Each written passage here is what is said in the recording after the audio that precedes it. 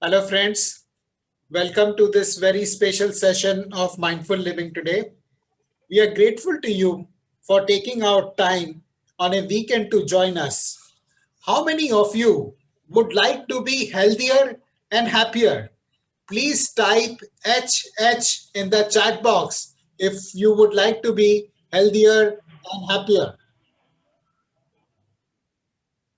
Thank you, Ruchi.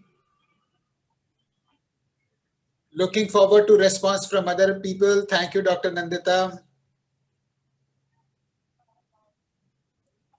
How many of you would, thanks Anand, how many of you would like to be healthier and happier?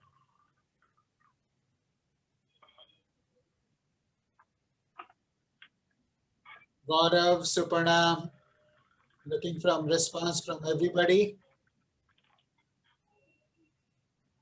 Thanks friends for your response. Some of you are joining us for the first time. Just give me a minute.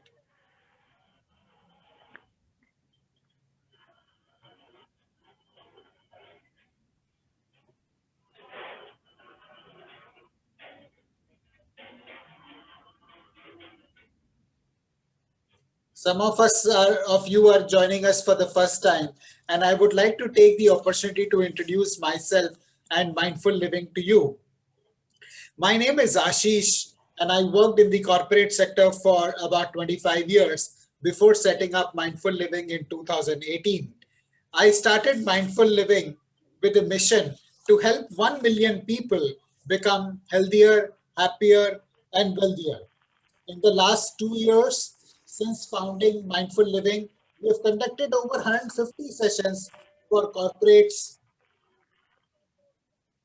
leading corporates like Airbnb, American Express, PowerGrid Corporation, IBM, Tata Group, Aditya Birla Group, EXL, etc. Further, we conduct sessions every Saturday for friends who would like to learn and practice mindfulness. Year 2020 has been, just give me a minute, friends.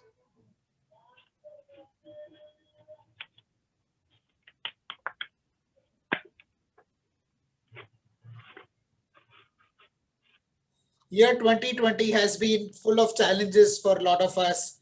The world is fighting the coronavirus pandemic and trying to find the solution for the same. In India alone, over 9 million people have tested positive. I am one of those who tested positive and experienced the debilitating effect of corona firsthand. Fortunately for me, because of my regular yoga and mindfulness practice, I recovered quickly.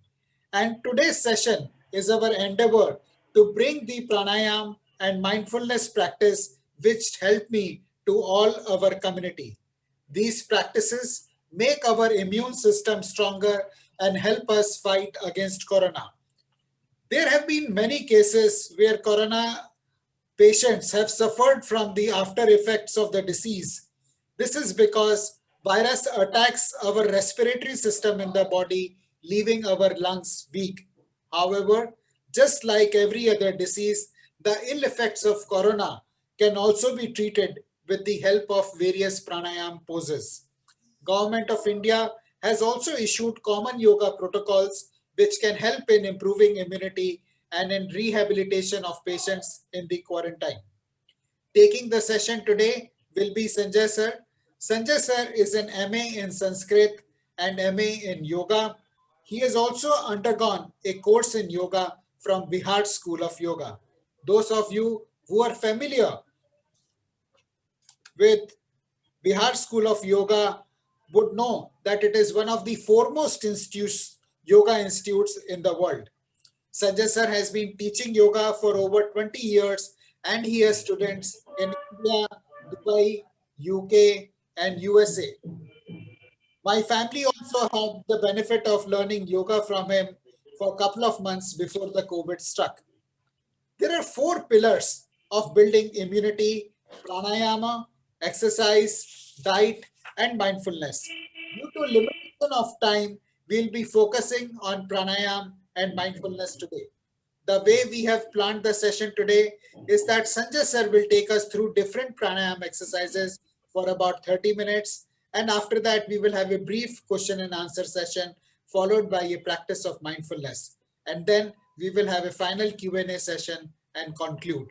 On that note, I invite Sanjay sir to and take the session forward, please. And I request everybody to please mute yourself, and only when you have to ask question, please unmute yourself. Thank you, sir. Sanjay sir, over to you. नमस्ते। नमस्ते। प्राणायाम पे मुझे बात करने के लिए कहा गया है और कुछ प्रैक्टिसेस जो प्राणायाम के हैं उनको हमने सीखना है और ठीक तरह से सीखना है ताकि हम उसको अपने जीवन में उपयोग में ला सकें। कई बार हम देखते हैं कि हमें जो चीजें सीखने को मिलती हैं वो कहीं कहीं से मीडिया से या कहीं और से आ जाती हैं सीखने वाली चीजें, और उसका ऑथेंटिसिटी इतना नहीं होता है। तो हमें ऑथेंटिक तरीके से जानना है कि एक्चुअली प्राणायाम होता क्या है और इसको कैसे करना चाहिए। मूल प्रैक्टिस है कि करना कैसे है, इसकी बारीकी को समझना। तो आज हम हाफ एन आवर के सेशन में 5 प्राणायाम आपके सामने रखेंगे और उन 5 प्राणायामों की प्रैक्टिस हम आपको दिखाएंगे और फिर आप भी थोड़ा सा करके देख लीजिएगा यहीं के यहीं। इससे पक्का हो जाएगा। फिर क्वेश्चन आंसर सेशन में कोई क्वेरीज होगी तो हम लोग कर सकते हैं। प्राणायाम जो विषय है इसमें 2 शब्द हैं, एक तो है प्राण और दूसरा है आयाम।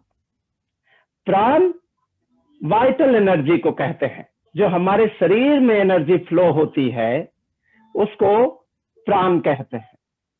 बाहर भी कॉस्मोस में जो एनर्जी फ्लो होती है वह भी प्राण ही है, लेकिन जो शरीर की एनर्जी है उसके साथ जब हम काम करना सीखते हैं तो उसे ही प्राणायाम कहते हैं।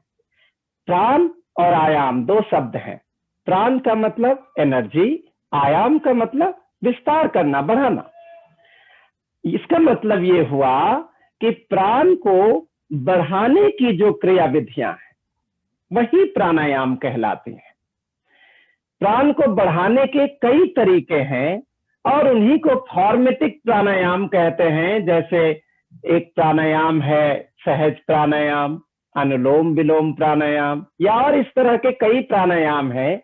ये सब जो फ्रेमेटिक तरीके से इसको बांधते हैं, लेकिन मूल बात जो है वह है कि प्राण को कैसे बढ़ाया जाए। एक्सपेंशन ऑफ प्राणा। एक्सपेंशन ऑफ प्राणायाम में सबसे पहले हमें ध्यान ये रखना है कि हमारी ब्रीदिंग जो सैलो है, छोटी है, नेचुरल में सैलो रहती है, छोटी ही रहती है, इसको कैसे बढ़ाया जाए। इस पर एक प्राणायाम सबसे इनिशियली बनाया गया जिसका नाम है सहज प्राणायाम। पहला प्राणायाम भी यही है, सहज प्राणायाम। सहज प्राणायाम में क्या करते हैं, बहुत सिंपली श्वास को धीरे धीरे इनहेल करते हैं लंबा, और फिर सिंपली धीरे धीरे एक्सहेल करते हैं लंबा। तो ये सहज प्राणायाम बनता है। शुरुआत किसी को भी प्राणायाम की यहीं से करना चाहिए। क्यों? क्योंकि हमारे लंग्स में इतना अच्छा गैसेस एक्सचेंज हमने नहीं किया है। तो सबसे पहले हमको श्वास को एक्सपैंड करके गैसेस एक्सचेंज करना सीखना है। अब देखिए कैसे होता है। मैं आपको एक ब्रेथ या 2 ब्रेथ आपके समझने के लिए केवल दिखाता हूं। यहां से आप देख सकेंगे और अच्छे से। जी हाँ,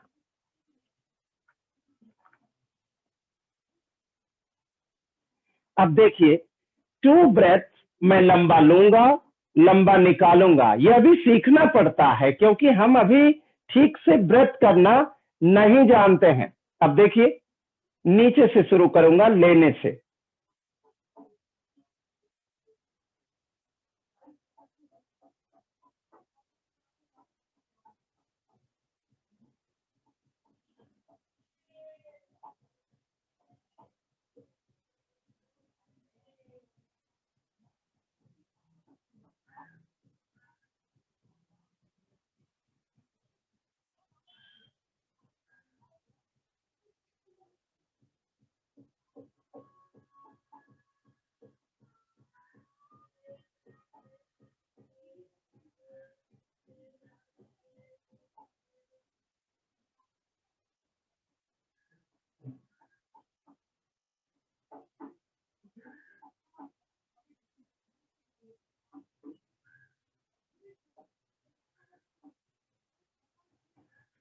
वेरी स्लो। इसको करके देखना पड़ेगा, केवल तभी पता चलेगा कि आप किस तरह इसको समझ पाए। मैं आपको इसका क्लू बताता हूं। जब भी आप श्वास लें और श्वास को निकालें तो आवाज बिल्कुल ना हो, नो साउंड। एकदम साइलेंटली श्वास को निकालें और साइलेंटली श्वास को अंदर लें। जरा ट्राई करके देखें, कम से कम 3 breath. 3 breath, inhale deep and long, slowly, slowly, slowly, and exhale deep and long, very slow. Continue for 3 times.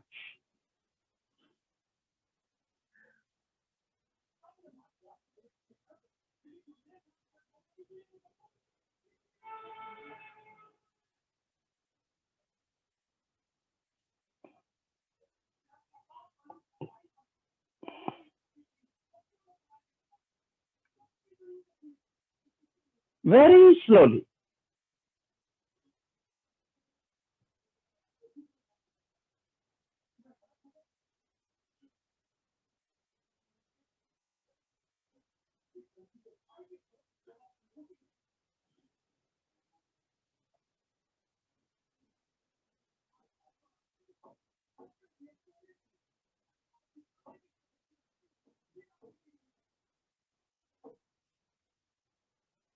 Relax. Hopefully 3 breaths आपने कर लिया होगा। और ये जो है सबसे जो जरूरी टेक्निक है कि श्वास को हम किस प्रकार लेते हैं, इनहेल करते हैं, और श्वास को किस प्रकार हम एक्सहेल करते हैं। ये अगर हम सीख गए तो प्राणायाम का प्लेटफॉर्म हम सीख गए, और इससे बहुत बहुत ज्यादा लाभ होता है। हम सोचते हैं कि प्राणायाम से खाली लाभ होता है, नुकसान नहीं होता है। ऐसा नहीं है। हमें प्राणायाम से लाभ और नुकसान दोनों ही होते हैं। अगर जिस चीज से लाभ होता है उससे नुकसान भी होना संभव है, और नहीं होगा नुकसान तो लाभ भी नहीं हो सकता। तो इसलिए हमें ध्यान रखना है कि श्वास की लंबाई और श्वास की जो गहराई है वो कितना एफर्टलेस है। अगर बहुत एफर्ट है उसमें, इसी सब बारीकी को समझने के लिए हम लोग यहाँ मिले हैं।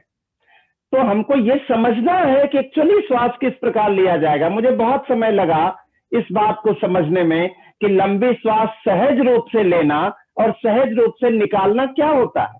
बहुत समय लगा, फिर धीरे धीरे सीखा और समझा, बार बार प्रैक्टिस करता गया। धीरे धीरे आप देखेंगे कि श्वास की आवाज बिल्कुल चली जाएगी। अगर आपकी नॉस्ट्रिल में कोई ब्लॉकेज नहीं है तो आवाज नहीं होगी, पहली चीज। दूसरी चीज, इतना साइलेंट हो जाने के बाद अचानक से आपको लगेगा कि श्वास की लंबाई और उसकी गहराई, डेप्थ दोनों बढ़ गई। और यही प्राणायाम का मूल उद्देश्य भी है कि हमें कैसे श्वास को लेना सीखना है। अब इसी में सहज प्राणायाम में एक और चीज इसमें ऐड की जाती है, क्योंकि किसी भी प्राणायाम के इफेक्ट को बढ़ाने के लिए उसमें रिटेंशन का प्रयोग करते हैं। रिटेंशन 2 प्रकार से होता है। संजय सर, यही क्वेश्चन हमारे पार्टिसिपेंट गौरव जी ने भी पूछा है कि सांस लेने और एक्सहेल करने के बीच में गैप होना चाहिए या ये प्रोसेस कंटिन्यूअस होता है? कंटिन्यूअस होगा, कोई गैप नहीं पहली स्थिति में। मैं अभी तो बात ही कर रहे हैं। अभी ये क्वेश्चन अभी आने दीजिए सर, लास्ट में उसको लेंगे। फिर जिनको भी अगर कोई डाउट हो कहीं भी तो वो अपना क्वेश्चन लिख लें, सर आशीष सर तक पहुंचा दिया जाए। फिर हम लोग बाद में इसको देखेंगे कि क्या क्या है क्वेश्चन और क्या इसका हो सकता है। हमसे जितना बन पड़ेगा मैं जरूर आंसर करूंगा। ठीक है संजय सर। हाँ, अभी एकदम होने दिया जाए, क्योंकि मैं एक एक चीज को बारीकी से समझाने की, कोई हो सकता है कोई क्वेश्चन ही ना रहे। श्योर। अब है रिटेन करना। रिटेंशन के बगैर प्राणायाम कंप्लीटली नहीं होता है। यही रिटेंशन को लोग कहते हैं कि गैप करके फिर लेना चाहिए, या ऊपर भी गैप करके नीचे उतरना चाहिए। हाँ, ये तब करना चाहिए जब आपको लगे कि आपकी श्वास पर आपकी जो पकड़ है वो बहुत अच्छी हो गई है। अब आपको लंबी श्वास साइलेंटली लेने छोड़ने में, अगर आप किसी भीड़ में भी बैठे हैं तो कोई पहचान न सकेगा कि अब आप श्वास को लंबा ले रहे हैं और लंबा निकाल रहे हैं। तो ये जब प्रैक्टिस आपकी लंबी हो जाए तब रिटेंशन के साथ जाइएगा। रिटेंशन में लंबा लिया, भीतर रोका, केवल 5 काउंट, 1 2 3 4 5, और फिर लंबा निकाला, रिटेन किया, केवल 1 सेकेंड, मतलब रुके और फिर चल पड़े। अब देखिए एक बार मैं आपको दिखाता हूं इस तरह रिटेन करके। इसमें थोड़ा सा और लंबा समय लगेगा, लेकिन जिनको 5 काउंट्स भी रिटेन करने में दिक्कत हो उनको 3 काउंट्स करना चाहिए, 2 काउंट्स करना चाहिए, 1 काउंट्स करना चाहिए। पर जो उनको कन्वीनियंट है, जो सुटेबल होता है, वो आपको देखना पड़ेगा। पहले 5 करके देखेंगे, अगर उसमें आपको लगता है कि एक्सेलेशन बहुत इजीली होता है तो आपको उसमें फिर कोई छेड़छाड़ नहीं करनी चाहिए, 5 को एकदम कंटिन्यू करना चाहिए। लेकिन अगर आपको लगता है कि रिटेन करने के बाद एक्सेल करना पड़े तो जल्दबाजी हो जाती है, जल्दी से श्वास छूटती है, तब आपको ये रिटेंशन घटा देना चाहिए। और अगर फिर भी ऐसा लगता हो 1-2 सेकंड रोकने के बावजूद कि हमारी श्वास पर फर्क पड़ता है, तो आपको रिटेंशन बिल्कुल नहीं करना चाहिए और केवल लंबे श्वास के साथ जाना चाहिए, वही हितकारी होगा। अब देखिए जरा, मैं रिटेंशन के साथ इसको दिखाता हूं, क्योंकि ये दूसरा चरण इस प्राणायाम का है, सहज प्राणायाम का। अब देखिए मैं फिर से एक श्वास को लूंगा, रोकूंगा, निकालूंगा, फिर रोकूंगा। अब देखिए,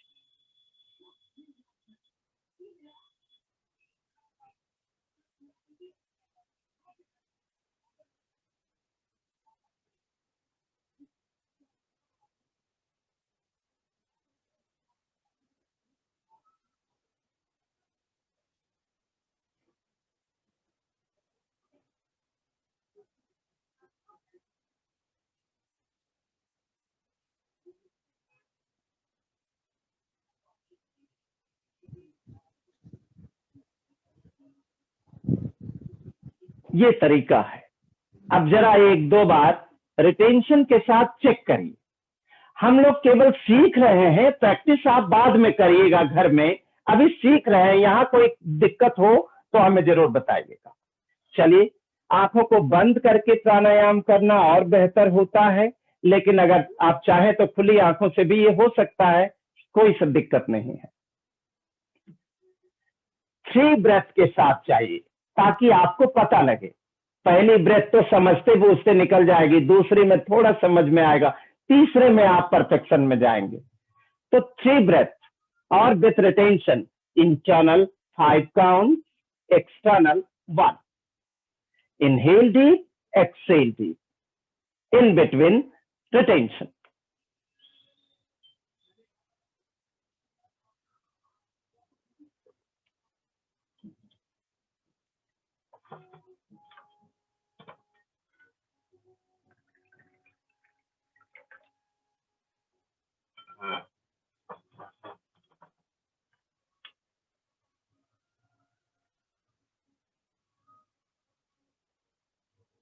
Very slowly. Don't take much effort. Simply, silently, try.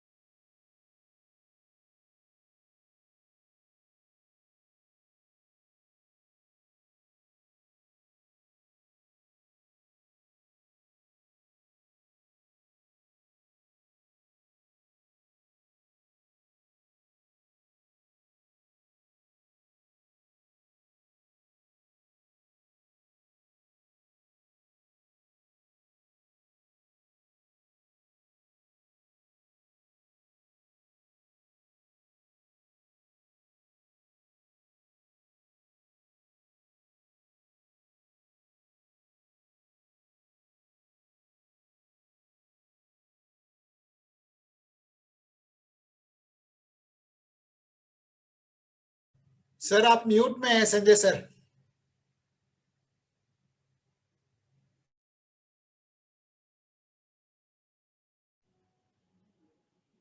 Okay.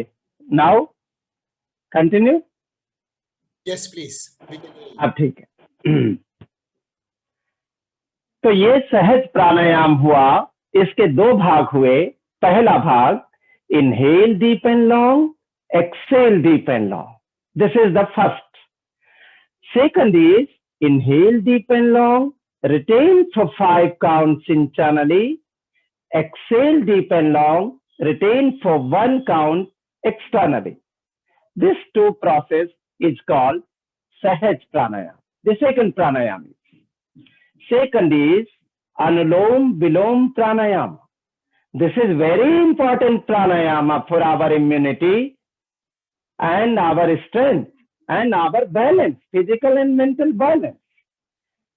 ये प्राणायाम बहुत बहुत मान्य माना जाता है और इस प्राणायाम को सबसे ज्यादा आसानी से सीखा जा सकता है, ज्यादा कठिन नहीं है। लेकिन इसके और भी फॉर्मेट हैं जो थोड़े कठिन हैं, लेकिन हमें सिंपली 2 फॉर्मेट में काम करना है और इन 2 फॉर्मेट को सीखने से अनुलोम विलोम के लगभग सारे लाभ हमें मिलेंगे। पहला फॉर्मेट क्या है?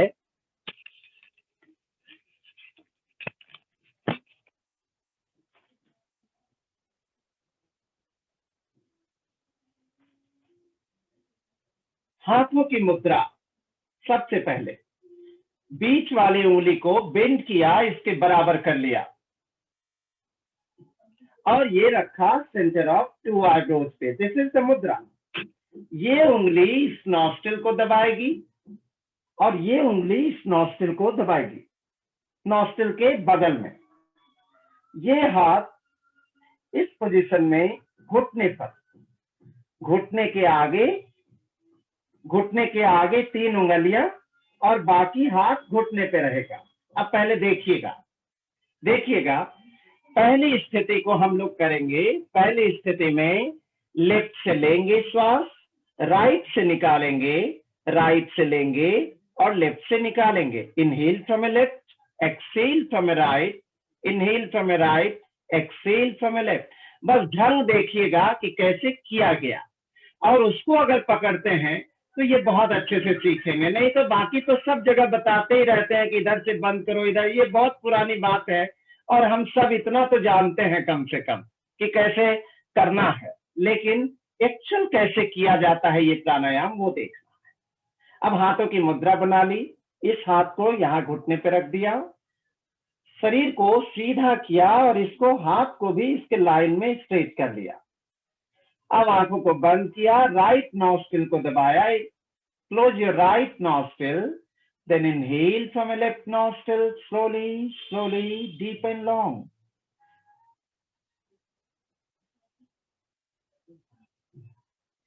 and exhale from a right nostril, slowly slowly deep and long.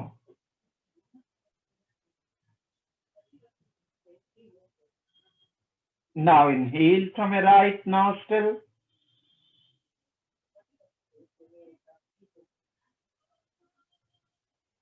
and exhale from a left nostril.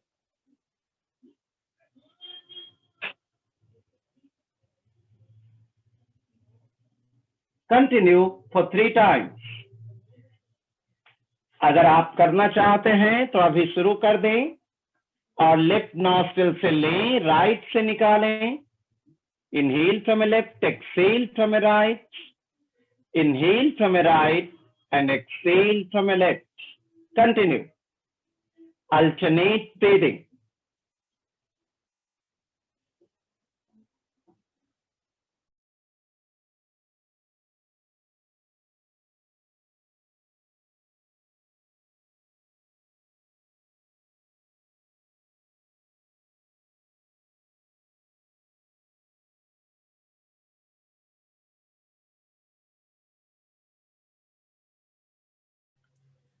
Sanjay sir आप म्यूट पे हैं।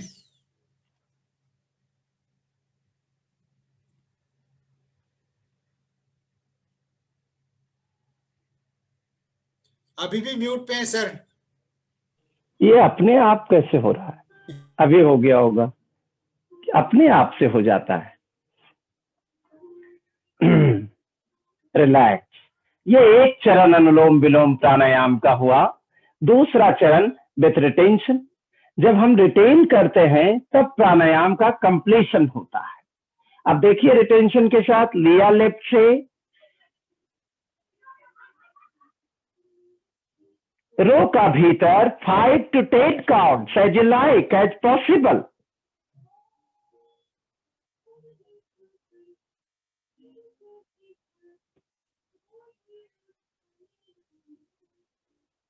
और राइट से निकाला,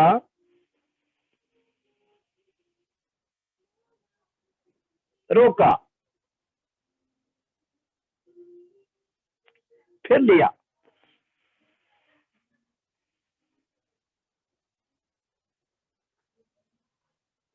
रोका,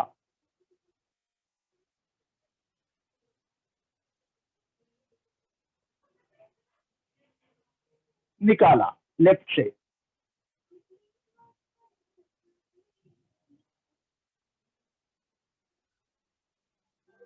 रोका,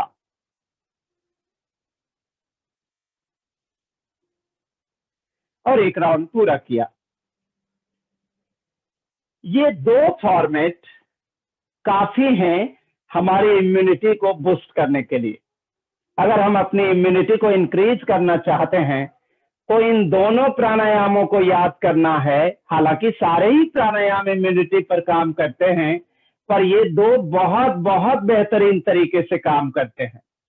तो इन दोनों प्राणायामों को ध्यान में रखा जाए। पहला सहज प्राणायाम, उसके दो format, deep breathing with retention. दूसरा anulom vilom pranayama, alternate breathing, and secondly then retention with alternate breathing. Okay, and the third is bhramari. Bhramari pranayama, bhramari नाम से ही जाहिर, भ्रमर के समान गुंजार करने को कहते हैं। जैसे भौरा गुंजार करता है तो ऐसी ध्वनि वो उत्पन्न करता है जब वो फूलों पर बैठने लगता है। या आप अगर उड़ते हुए भौरे को देखे हो, जो काला सा होता है वो, और वो इसी तरह की आवाज करता है। अब इस तरह की आवाज का क्या फायदा है, ये बहुत खोजा गया। हम लोगों ने, हमारे जो पुराने ऋषि महर्षि थे, उन्होंने खोजा कि कुछ साउंड के इफेक्ट हमारे शरीर में, हमारे ब्रेन में बहुत अलग तरह से होते हैं। जब भी हम कोई साउंड प्रोड्यूस करते हैं तो कोई ना कोई इफेक्ट उसका जरूर होता है, लेकिन कुछ ऐसे साउंड हैं जो वोकल भी हैं और वोकल से थोड़ा डिफरेंट है। ऐसे ही हमिंग साउंड को खोजा गया कि अगर हमिंग साउंड का हम उच्चारण करें तो पाया ये गया कि हमारे जो ब्रेन सेल्स है, जिनको न्यूरॉन्स कहते हैं, न्यूरॉन्स बहुत अच्छे से ग्रोथ करने लगे और उनको ताकत मिलने लगी और वो ज्यादा रिलैक्सिंग मोमेंट में काम करने लगे, केवल भ्रमर के समान गुंजार करने से। तो इन्होंने प्राणायाम की रचना करी और ये प्राणायाम था भ्रामरी प्राणायाम। भ्रामरी प्राणायाम में क्या करते हैं जरा देखना पड़ेगा। कान में दो उंगली डालते हैं, दो तरह की मुद्राएं इस्तेमाल होती हैं इसके अंदर। पहले तो कान में उंगली डाला, जरा एक बार देख लीजिए फिर करिए तो अच्छा, क्योंकि समझ में आ जाए और अच्छे से। कान में ये अंगूठा डाला, ये हाथ या तो यहां रख दिया सिंपली, तो ये एक मुद्रा बन गई। और दूसरा, दो उंगली आंखों पर, दो उंगली अपर लिप्स पे, दो उंगली लिप्स पे और दो उंगली नीचे, ये एक मुद्रा बन गई। आंखों को बंद किया, कान को बंद किया, अपर लिप्स पे रखा, लिप्स को बंद कर दिया और नीचे बंद किया। तो इसको सर्वेंद्रिय गोपन मुद्रा कहते हैं। सभी इंद्रियों को गोपन यानी गुप्त कर देने वाली मुद्रा। नाम में ही अर्थ छिपा होता है कई बार। तो इस सर्वेंद्रिय गोपन मुद्रा के साथ करने से इस प्राणायाम की गहराई और ज्यादा बढ़ जाती है। लेकिन पहले सिंपली एक बार करेंगे। कान में उंगली डाला, ये वाला यहां रखा, जीभ भीतर भीतर थोड़ा उठा लिया। अभी देखिएगा, एक बार पहले देख लीजिएगा, मैं कहूंगा आपको करने। जीभ थोड़ा ऊपर उठा लिया, लेकिन कहीं टच नहीं किया, सराउंडिंग्स में नहीं गया, कहीं भी नहीं, केवल ऊपर हल्का सा अपलिफ्टेड रहा। अपलिफ्टेड होने से क्या होगा कि हमारे जो साउंड वेव्स हैं वो स्प्रेड हो जाएंगे, फैल जाएंगे पूरे ब्रेन सेल्स पर। और अगर हम जीभ नहीं उठाएंगे तो हमारे साउंड वेव्स स्प्रेड नहीं होंगे, वो फोकस्ड होंगे। तो फोकस्ड होंगे तो थोड़े से पार्ट पर जाएंगे, तो यही अंतर होता है। तो जीभ बाहर ऊपर उठा लिया, कान में उंगली डाली, जीभ उठाया। अब एक बार मुझे देखिए, मैं आपको करके दिखाता हूं।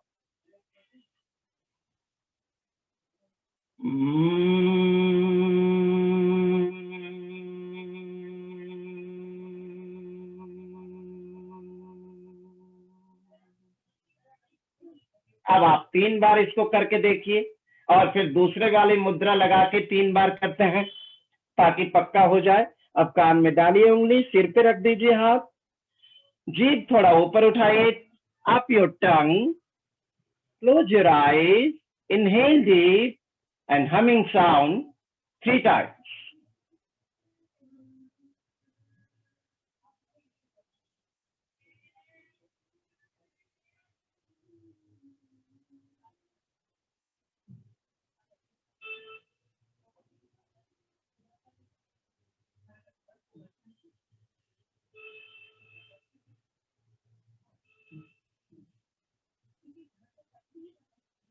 Three times.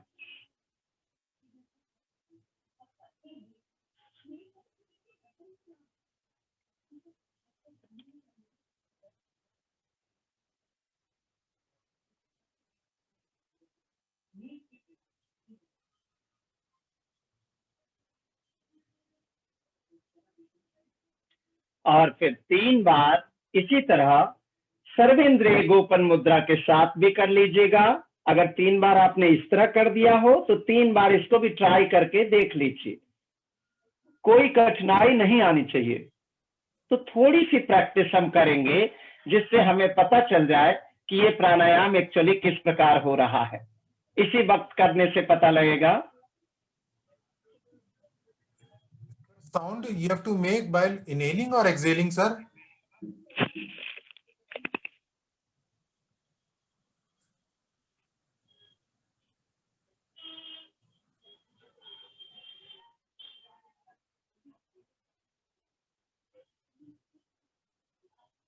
Three times only. Yes, with सर्वेंद्रिय गोपन मुद्रा। 2 उंगलियां आंखों पे, 2 उंगलियां अपर लिप्स पे, 2 लिप्स पे और 2 नीचे। थोड़ा सा ये मुद्रा थोड़ी समझ में कई बार कंफ्यूजन में डालती है, पर ये मुद्रा ऐसी ही है और इसी तरह इसी रूप में हमने आपको कहा है। और ये 4 सेंसेस को बंद कर देती हैं। तो जब सेंसेस बंद हो जाते हैं तब और दूसरी चीजें हमको पता चलती हैं, बाहरी सेंसेस जब बंद होते हैं। रिलैक्स। और 3 प्राणायाम हमने सीख लिया है। पहला सहज प्राणायाम, दूसरा अनुलोम विलोम प्राणायाम और तीसरा भ्रामरी प्राणायाम। चौथा और 5वां प्राणायाम बचता है, उसको सीखेंगे, वो है भस्त्रिका और कपालभाति प्राणायाम। इन प्राणायामों को हमारे जो रामदेव जी और तमाम ऐसे लोग हुए हैं, रामदेव जी ने विशेष रूप से इसको फोर्स करा और उन्होंने कहा कि ये प्राणायाम बहुत अच्छा है, इससे सब बीमारियां दूर होती हैं और सब कुछ अच्छा है। लेकिन मैं आपको सावधान करता हूं कि ये प्राणायाम सबके लिए नहीं है। पहली तो चीज कि इसके लिमिटेशंस क्या है। इस प्राणायाम को सीखने के लिए मैं अभी सिखाता हूं, लेकिन मैं नहीं जानता कि आप में से किन को हार्ट की प्रॉब्लम है, किन्हीं को कोई ब्लड प्रेशर की प्रॉब्लम है, क्या है ये मैं अभी नहीं जानता हूं कि आप में से किन के पास क्या है। अगर ऐसा कुछ नहीं है और सारे बिल्कुल स्वस्थ हैं तो इस प्राणायाम को जरूर करें। लेकिन अगर वो समझते हैं वो अस्वस्थ हैं, थोड़े इस तरह के हार्ट ट्रबल या ब्लड प्रेशर, इस तरह की कोई परेशानी है, तो उनको मैं सजेस्ट करूंगा कि इस प्राणायाम को बिना मेरे से बात किए नहीं करना चाहिए। पहले मेरे से बात करना चाहिए, फिर इस प्राणायाम का तरीका मैं थोड़ा बदल के कहूंगा, तब वो कर सकते हैं। बाकी जरूरी नहीं है। वो जो 2 प्राणायाम हमने आपको कहे हैं, पहले 2, ये सबको करने जैसे हैं और सब कर सकते हैं। अब जरा सीखिए भस्त्रिका प्राणायाम कैसे होता है।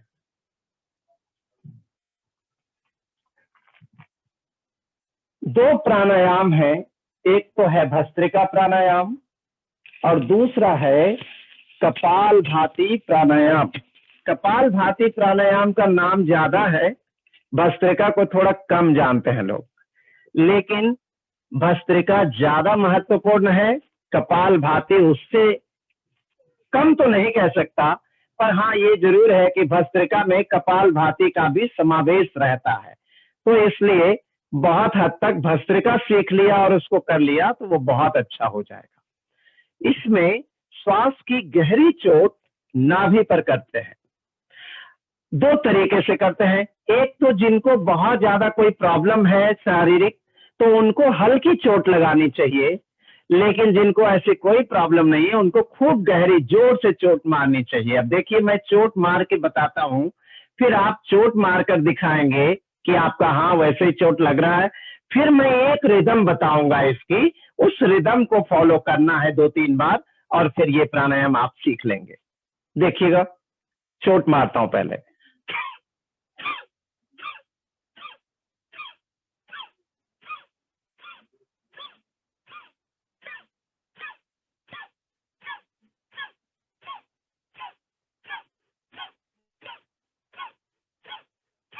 ये हमने चोट मारा, मैंने फोर्सफुली एक्सेल किया, नेवल बेस को हिट किया और बस फ्रीली श्वास को रिलीज होने दिया, रोका नहीं। ये नहीं कि लेना हम करने लगेंगे तब बहुत देर हो जाएगी, शरीर को करने दिया जाए। हम केवल छोड़ना करें, लेना बिल्कुल शरीर करेगा। आप अगर छोड़ना आप कर सकते हैं, और अगर आप कैमरा अपनी तरफ दिखाएंगे और आप करते हुए आपको मैं देखूंगा तो इस वक्त भी मैं सजेस्ट कर सकूंगा। तो बहुतों का कैमरा ऐसा है कि चेहरा तो दिख रहा है पर उनका पूरा शरीर नहीं दिख रहा, तो उस तरह मैं नहीं देख सकता। आप पूरा दिखाइए और अगर आप वास्तव में, हाँ आप करिए, अब एकदम बढ़िया होगा, मुझे दिखेगा, करिए। हाँ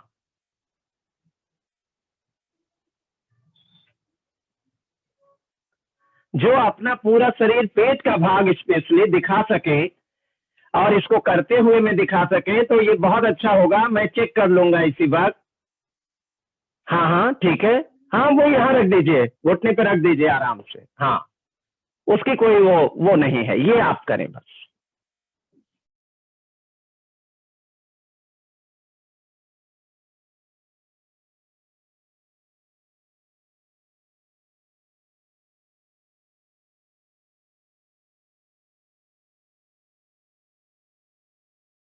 ऐसा दूरी है, थोड़ा और नजदीक से दिखाइए।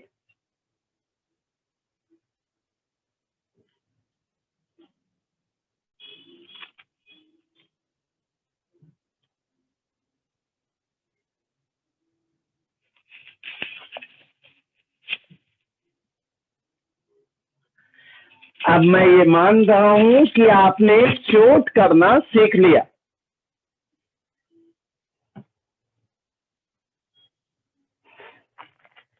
अब इसकी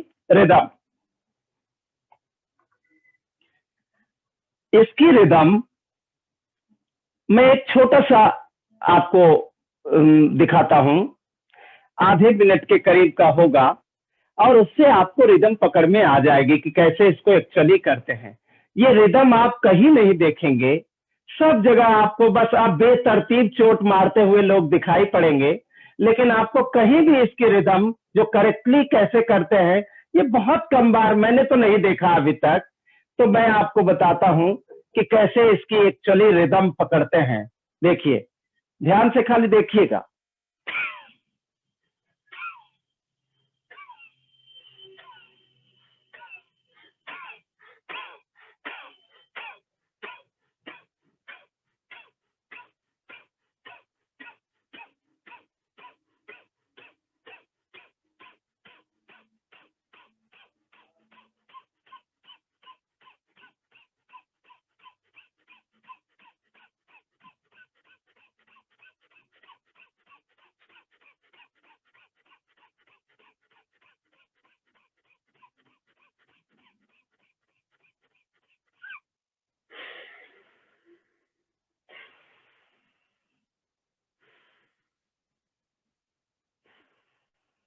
2-3 लंबे श्वास के साथ, और फिर संपन्न कर। अब आप हमको 2-3 बार, 2-3 राउंड छोटे छोटे, भले ही 10-15 सेकेंड के हों, वो मुझे रिदम बना के दिखाइए। तो उससे मैं एकदम यहीं के यहीं आपको ठीक भी कर दूंगा, फिर घर में आराम से आप करते रहिए, कोई समस्या नहीं होगी। चलिए शुरू कर दीजिएगा। सभी लोग शुरू कर देंगे और 3 राउंड करेंगे अपने अपने समय के हिसाब से। जितनी देर में थक जाएं वो रुक जाएंगे, लेकिन धीरे धीरे से शुरू करें और धीरे धीरे गति को फास्ट करते जाएं और एकदम फास्टेस्ट मोड पर लेके जाएं। कहते हैं फैटनेस को हटाने में यह प्राणायाम बहुत बहुत अच्छा है। इम्यूनिटी को तो बूस्ट अप करता ही है, फैटनेस को भी कम करता है और शरीर में गर्माहट के स्तर को बढ़ाता है। तो मौसम सर्दी में इसका प्रयोग जरूर करना चाहिए यदि शरीर स्वस्थ है, और स्वस्थता नहीं है तो इस प्राणायाम को खास तौर से मैं कहूंगा कि उनको अवॉइड करना चाहिए जिनको हाई ब्लड प्रेशर बहुत रहता हो या जिनको हार्ट की कोई समस्या हो। हाँ, थोड़ा सा और नीचे कैमरा ले आइए तो मैं आपको देख पाऊंगा।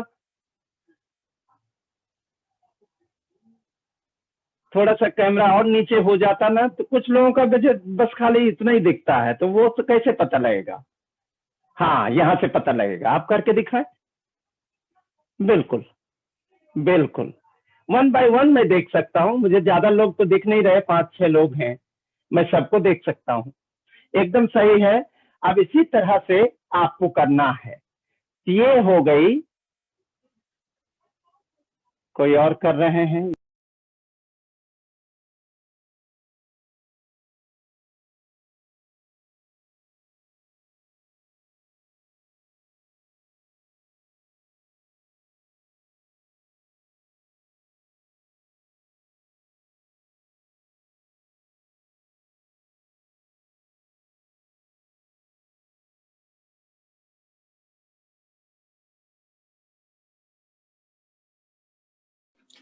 सर आप म्यूट पर हो।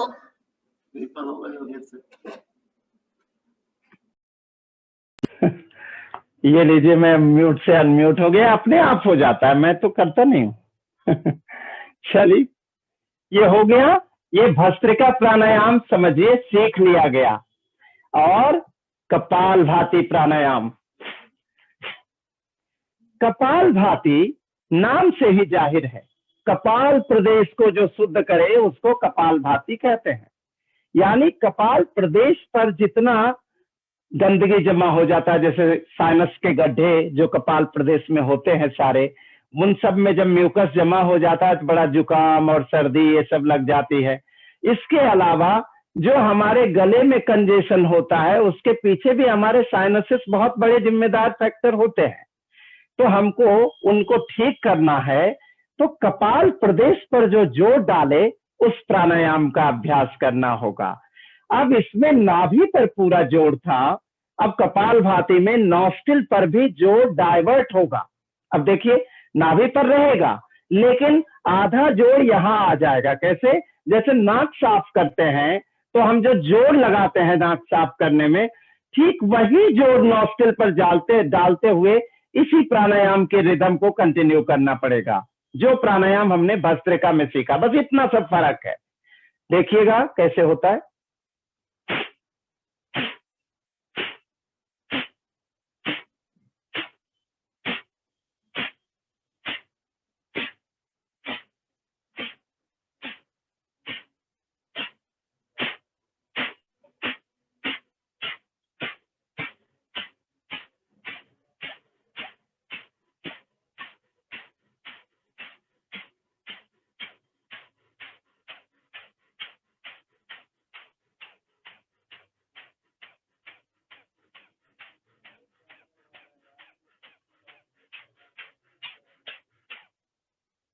और फिर डीप ब्रीदिंग 3-4 बार।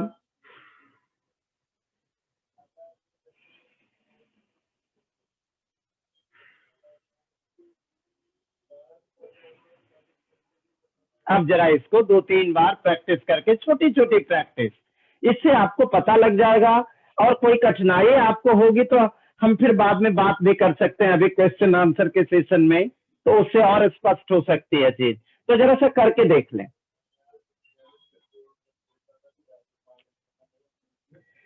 केवल इसमें नॉस्ट्रिल पर पूरा जोर लगाना, जैसे नाक साफ करते,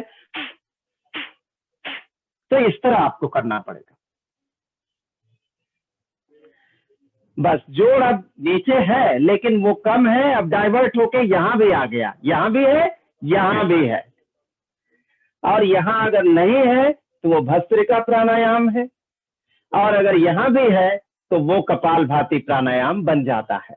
बस यही अंतर है, और ये प्राणायाम पांचों हमने आपको सिखा दिए। अभी बस प्रैक्टिस करके इसको देख लें, इस आखिरी को।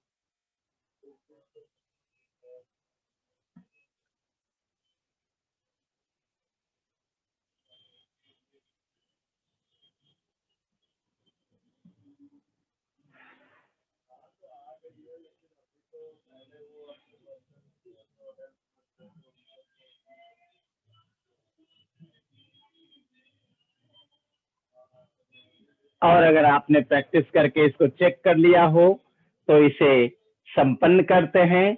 ये 5 प्राणायाम हमने सीखे हैं, 5 और भी प्राणायाम होते हैं, और कुल मिलाकर मूल 10 ही प्राणायाम होते हैं।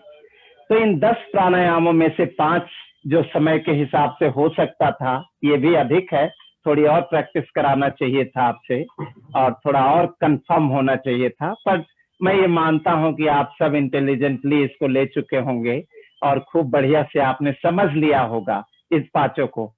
हम फिर कभी अगर मिलेंगे तो हम लोग फिर आगे और प्राणायाम जो बचे हुए हैं उनको भी सीख सकेंगे।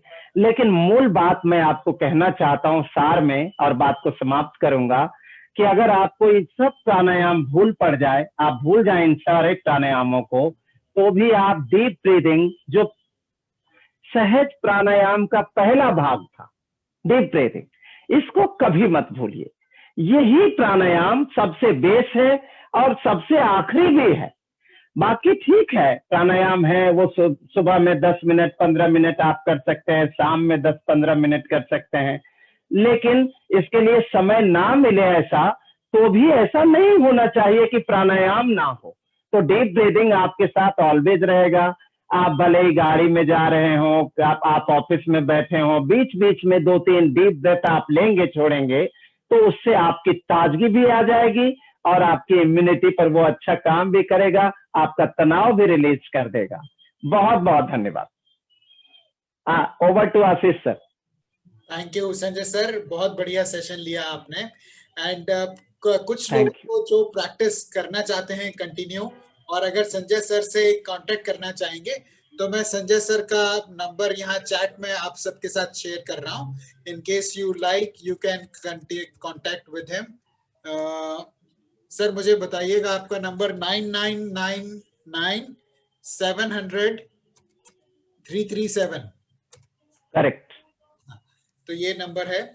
एंड सर एक क्वेश्चन हमारे पास आया है कि ये प्राणायाम अगर ठीक से ना हो, कोई गलती हो जाए करने में, तो इससे कुछ नुकसान हो सकता है क्या? गलती जैसे क्या गलती हो? एक ये है कि गलती जैसे आपने लंबी श्वास लेना था, आपने उतना लंबा नहीं लिया, एक गलती तो ये भी हो सकती है। इस गलती से कोई फर्क नहीं पड़ेगा और ठीक है, इसमें कोई दिक्कत नहीं है। हाँ, गलती यहाँ होती है जब प्राणायाम में हम अनाप शनाप रिटेंशन करने लगते हैं। अब जैसे हमारे शरीर की कैपेसिटी है 10 सेकंड श्वास को रोकने की अंदर, और हम उसको 20 सेकंड तक रोके जा रहे हैं जबरदस्ती, और फिर हम निकाल रहे हैं बड़ा सफोकेटेड होकर, तो वहां गलती है और उसका दुष्परिणाम हमारे लंग्स के एल्वियोली चैम्बर्स पर ज्यादा दबाव बनाकर उनको खराब करने से मिल सकता है रिजल्ट इसका। तो ऐसा नहीं है कि प्राणायाम खाली लाभ करेंगे, ये बहुत नुकसान कर सकते हैं और हमारे पूरे लंग्स को खराब कर सकते हैं, क्योंकि ये सारी व्यवस्था श्वास की है और ये प्राण से संबंधित है। हमारे शास्त्रों में कहा गया कि प्राण को छेड़ना यानी शेर को छेड़ने के समान है, क्योंकि प्राण है तो हम है। जीवन कब चलता है? जब प्राण होता है। प्राण ही नहीं होगा तो जीवन नहीं चलेगा, और जीवन ही जिस पर आधारित है, जिस प्राण तत्व पर, उस तत्व के साथ यदि गलत छेड़छाड़ करेंगे तो उसका नुकसान बहुत भारी चुकाना पड़ सकता है। तो रिटेंशन, मैं स्पेशली ये कहूंगा कि यदि रिटेंशन बेस्ड प्राणायाम आप लोग करें तो रिटेंशन की कैपेसिटी हो सकता है आपकी 15 सेकंड तक हो, पर मैं कहूंगा 10 ही सेकंड करिए, सहजता बनाए रखिए। उससे क्या होगा कि लंग्स की स्ट्रेंथ अब उतनी तो बढ़ी, कोई वो भी नहीं कर रहा, 10 सेकंड भी 5 सेकंड भी कहाँ रोक रहा है कोई, सब तो अपने सैलो ब्रीदिंग के साथ चल ही रहे हैं जीवन में। तो अच्छा तरीका तो यही है कि रिटेंशन में बहुत सावधान रहिएगा, बाकी ठीक है, बाकी कोई दिक्कत नहीं होगी। भस्त्रिका कपालभाति में मैंने बता ही दिया कि प्रिवेंशन लेना है।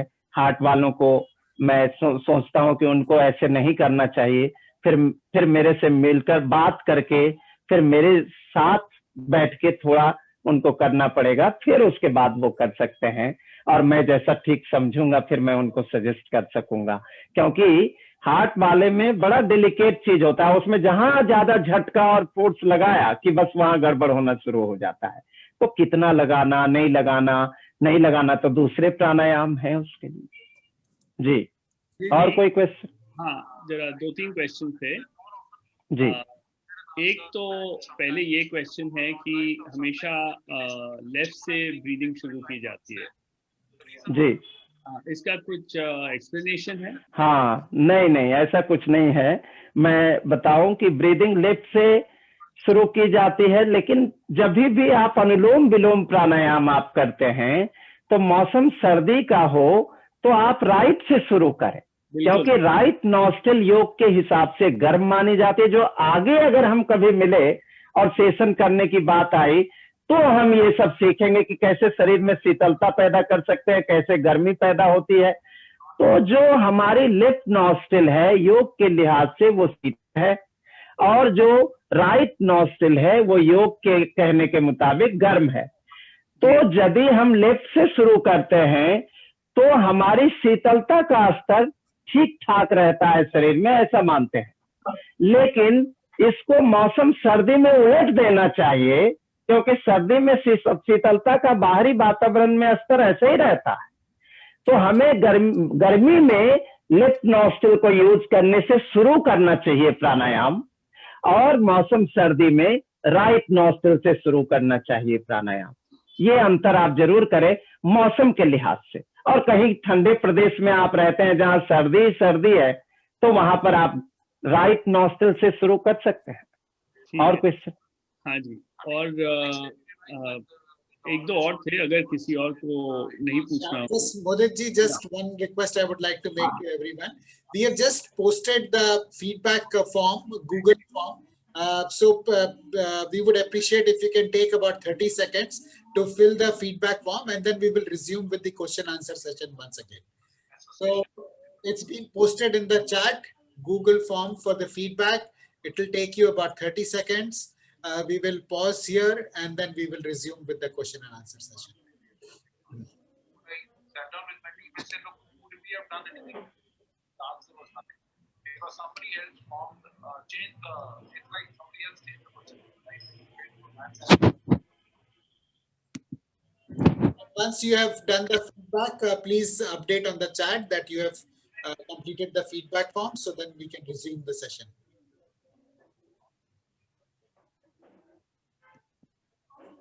And Sanjay sir, while we are waiting for people to fill the feedback, I will just like to share, we have got very positive feedback from the people.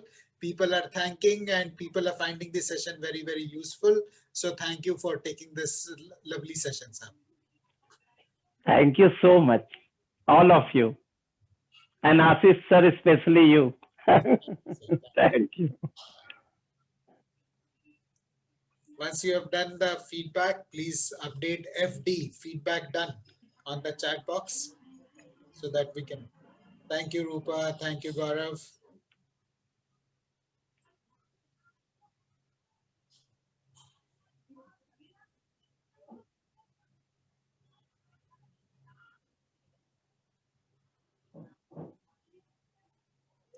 We have also posted, while we are waiting for others to complete the feedback form, we have also posted the link to the social media handles of Mindful Living. Some of you have joined us for the first time, so you can stay connected with us on the social media handles so that you can stay updated about the sessions that we do. We do sessions every Saturday. And the next Saturday, the session we're going to do is on compassionate leadership. I'll talk about that a little later. But Mudit sir, you can resume your questions now. Thank you. Thank you, everyone. Sir, Mudit sir, you are on mute. अच्छा, ये दूसरा प्रश्न ये था कि जब आप भ्रमरी प्राणायाम सिखा रहे थे तो आपने कहा कि उंगलियां जरा कान में डालते हैं। तो ये देखिए, दो चीजें मैंने सुनने में आया। एक तो है कि आप बिल्कुल ही अंदर डाल दीजिए, और दूसरा है जो यहाँ के जो लिप्स होते हैं कान के, जो उनको दबाइए। तो कौन सा सही है? सही ये है कि भ्रामरी प्राणायाम थोड़ा इंट्रोवर्ट होने का तरीका बताया गया इसको। तो कहा गया कि भ्रामरी प्राणायाम करने से मन बहुत शांत होता है। तो क्या है कि हमारे कान से जो बाहरी ऑब्जेक्ट के जरिए स्ट्रेस या तनाव या कोई चीज जो हमको डिस्टर्ब करती है वो आ जाती है, तो इसलिए कान को बंद कर देने से हमारे कान में वो आवाज बाहर से कुछ नहीं जाएगी। मूल बात ये थी कि हमको बाहरी आवाजों से कट जाना चाहिए। अब कान को दबा के अगर आप आवाज को बंद करते हैं, मुझे लगता है ये थोड़ा ज्यादा इनकन्वीनियंट हो सकता है, पर हो सकता है। मूल बात यह है भ्रामरी प्राणायाम की कि हम बाहरी आवाजों के साथ नहीं रहेंगे, नहीं तो कान बंद करने या कान की तरफ जाने का कोई मतलब ही नहीं था। बस इतना ही मतलब था कि हमको कान को बंद इसलिए करना है क्योंकि आवाजें नहीं आनी चाहिए। कई लोग ऐसे भी करते हैं, ऐसे रख लिया। कई जगह पर कई परंपराएं हैं, लेकिन मूल सार को याद रखना चाहिए कि आखिर उस प्राणायाम को, अगर कान की बात है तो कान आखिर किस लिए उपयोग में इस तरह लेने की बात थी, तो वो आवाज से बंद हो जाने की बात थी, बाहरी आवाजें ना आए, नो डिस्टर्ब, बस और कुछ नहीं था जी। और कुछ? हाँ जी sorry, nobody else has, otherwise I'll... No, follow up question, sir. आप जो नहीं सर, आप अगर पूछना चाहते हैं और तो आप पूछ सकते हैं पहले, फिर उनको लेते। नहीं सर, इसी पे फॉलो अप क्वेश्चन है। तो आप जब आवाज लेते हैं तो इनहेल करते लेते हैं कि एक्सहेल करते हुए निकालते हैं?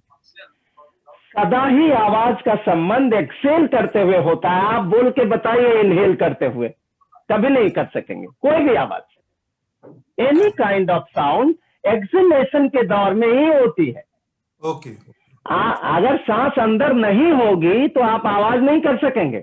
यानी जब आवाज करते हैं तो श्वास बाहर निकलती हुई होती है, ना कि लेती हुई, है ना? और हाँ जी, जब आपने ये कहा कि ये टांग ऊपर करना है, वो आप केशरी मुद्रा की बात कर रहे हैं या ऐसे ही मतलब? खेचरी मुद्रा तो देखिए जरा कठिन है, बात तो खेचरी मुद्रा की ही है, लेकिन उसका एक छोटा सा स्वरूप कि थोड़ा ऊपर उठा लेंगे तो थोड़ा सा खेचरी मुद्रा जैसा वो हो जाएगा। और उसका दूसरा फायदा ये होता है, मैंने आपको कहा कि ब्रेन सेल्स पर वो स्प्रेड हो जाती है साउंड वेव्स। तो हम अगर एक जगह फोकस साउंड वेव्स को देंगे तो हमारे ब्रेन का एक पार्ट, एक पर्टिकुलर पार्ट एक्टिवेट होगा या उसको उसकी फायदा मिलेगा। लेकिन अगर हम पूरे ब्रेन सेल्स पर जब तक आवाज को स्प्रेड नहीं करेंगे तो हम कैसे कह सकते हैं कि हमारे सारे न्यूरॉन स्वस्थ हो सकेंगे? तो इसलिए जीभ थोड़ा ऊपर उठा लिया है, बात खेचरी मुद्रा, लेकिन वो जरा आगे की बात है और वो कॉमन मीटिंग में ऐसी चीजें नहीं हो सकती। वही बस पूछ रहा था। और doctor, sorry, go ahead, Vivek. I'll ask later. Dr. Sharma, I have a question. Under current scenario, I've seen a lot of people, going through a lot of stressful and anxiety. When I say stressful anxiety, में उनको बहुत, जैसे कुछ लोगों को बहुत tension, headache होता है, स्ट्रेस होता है, हेडेक में दिमाग में बहुत थॉट्स आते हैं। So what आप क्या सजेस्ट करते हो? What kind of pranayam is best so that it relaxes himself in the mind? वो माइंड में इतने थॉट्स होते हैं, एंजाइटी चल रहा है, लोगों को डिप्रेशन हो रहा है, स्ट्रेस हो रहा है। अंडर सच सिचुएशन आप क्या सजेस्ट करते हो? जी, मैं सोचता था, पहले मैं सोचता था कि स्ट्रेस कुछ होता नहीं है। जब मैं दिल्ली आ गया, गांव में था तो स्ट्रेस कुछ होता नहीं था, खेतों पर घूमता था, तमाम जगह पे जाता था। जब इधर आया तो मुझे पता लगा कि स्ट्रेस भी कोई चीज होती है।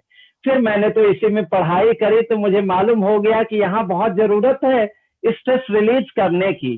देखिए, स्ट्रेस को समझने के लिए बहुत साधारण सी बात है, हम जो प्रतिरोध करते हैं ना उसको अगर हम छोड़ दें, जो विरोध करते हैं अगर हम छोड़ना सीख जाए तो स्ट्रेस फ्री हो गया। और वही मेडिटेशन का मूल अर्थ भी है। आशीष सर माइंडफुलनेस जो सिखाते हैं तो वही बात वो कहते हैं कि कैसे तुम अपने आप को जो फोर्स कर रहे हो बार बार उससे थोड़ा सा फ्री कर दो।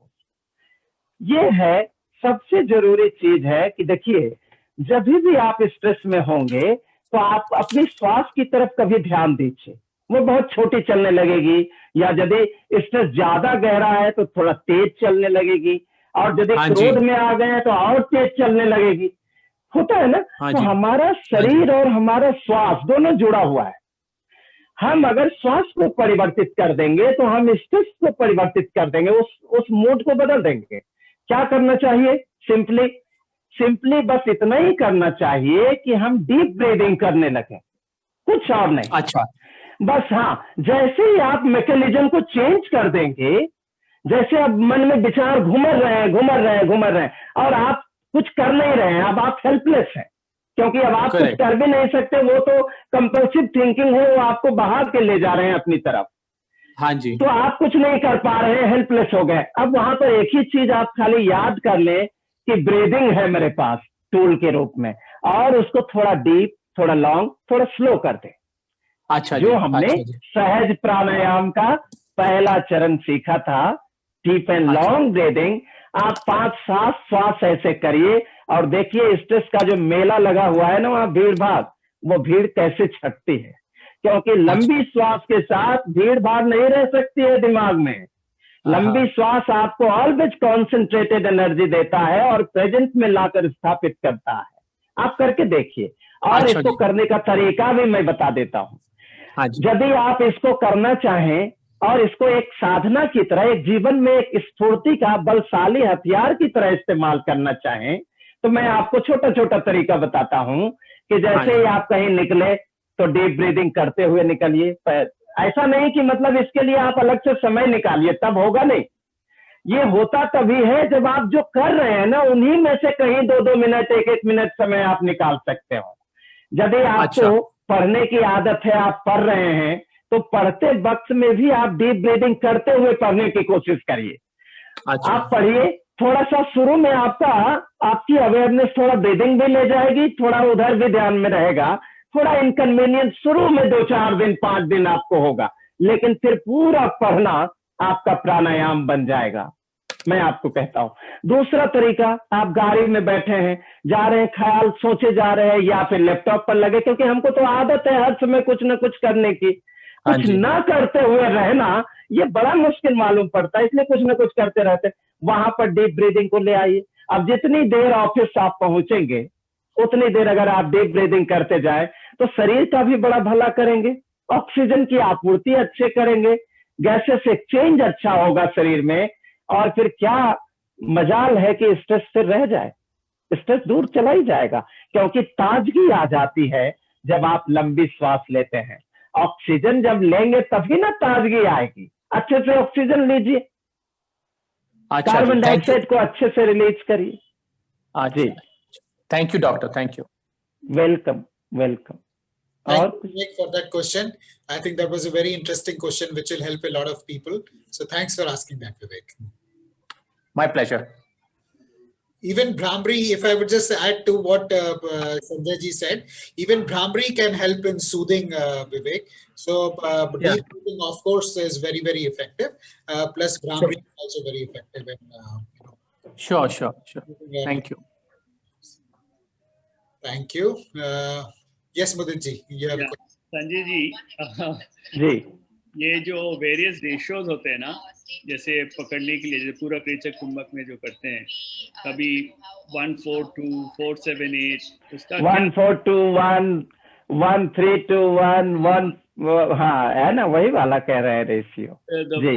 इतने अलग अलग हैं, तो इसमें मतलब क्या बारीकी है? क्योंकि हाँ, मैं ये कहता हूं कि साधना जो करना चाहते हैं, प्राणायाम की एक साधना की पद्धति है।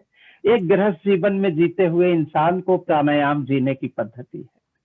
अगर हम साधना की पद्धति में जाते हैं तो प्राणायाम के फॉर्मेट बिल्कुल डिफरेंट हो जाते हैं। और जो आप बात कह रहे हैं 1421, 1221, 1321, 1421, ऐसे होता है वो रेशियो। 1221 क्या है?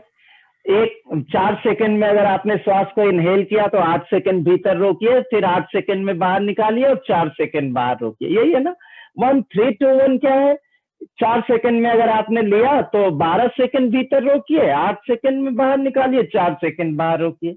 और 1421 क्या है?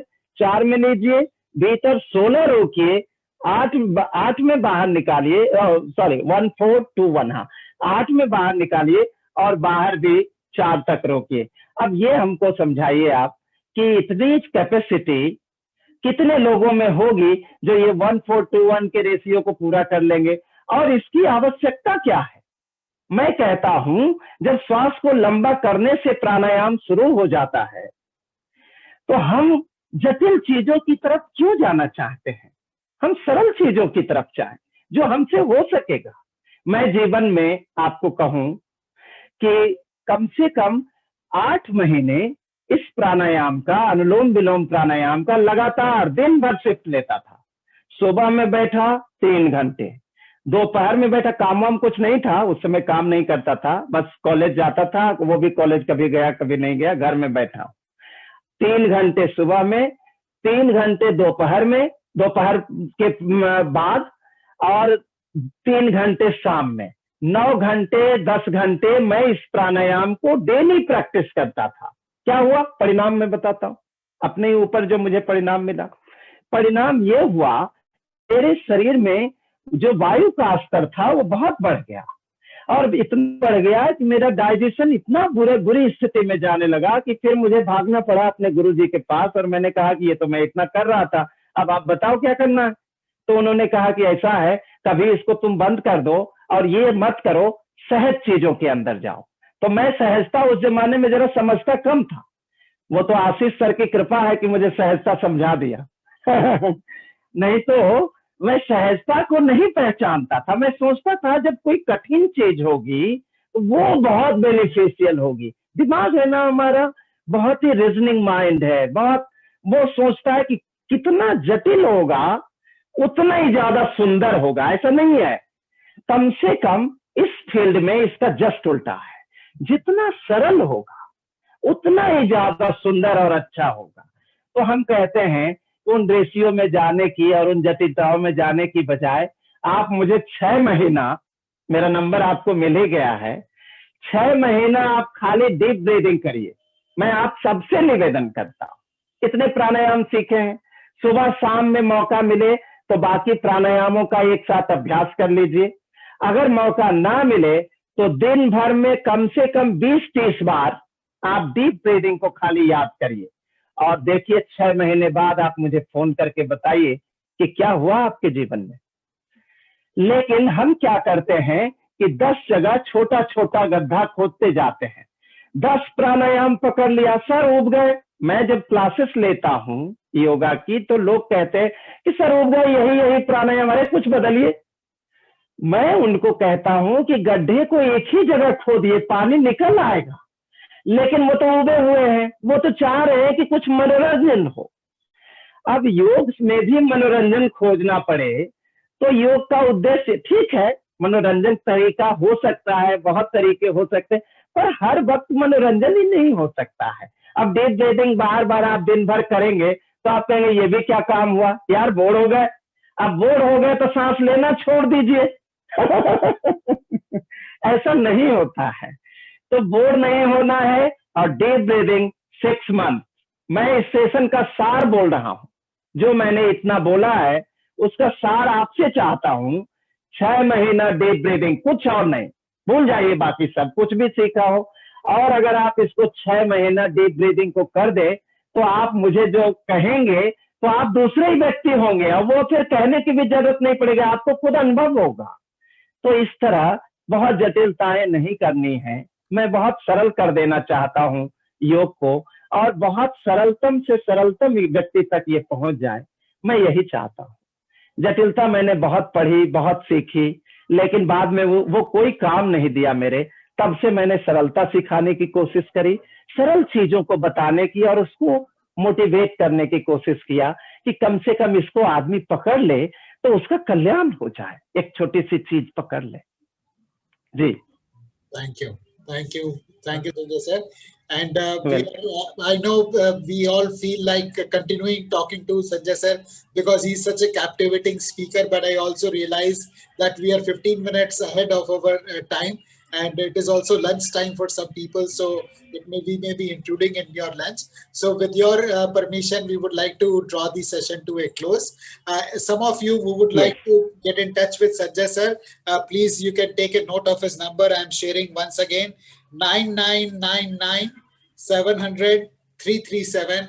You can continue, reach out to him. He is quite busy, so I would suggest you call him. हाँ, कॉल करने से पहले वो एक मैसेज करेंगे। कोई भी मैसेज जब करेंगे ना तभी मैं कॉल लूंगा, नहीं तो अननोन कॉल मैं बहुत कम लेता हूँ, तो मिस हो जाएगा कई बार। थैंक यू तो, सर। हाँ, ये बोल दीजिए। तो प्लीज आप उनको एक मैसेज करके आज के सेशन का रेफरेंस देते हुए उनसे टाइम शेड्यूल कर सकते हैं, and then you can speak to him. Is Dr. Sanjay available on the same number on WhatsApp? Yes, same number. WhatsApp. Yes. Okay, thank you. And when we started the session, some of you were not there, so I would like to repeat the question to you. How many of you would like to be happier and healthier?